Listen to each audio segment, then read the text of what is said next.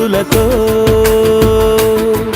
చెలిమల్లుకోని మనుషులతో ఆడి పాడి ఈ క్షణమన్నది నిజమే అయితే చూడని రేపుని ఇప్పుడే కనవా అలవాటైతే ఈ ఉత్సవమే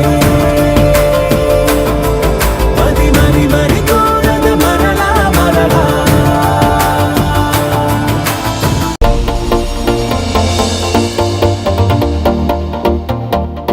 ఇక్కడున్న రంగులన్నీ నీలోనే ఉన్నాయి. నలుగురిలోకి వచ్చి చూడొచ్చు కదా.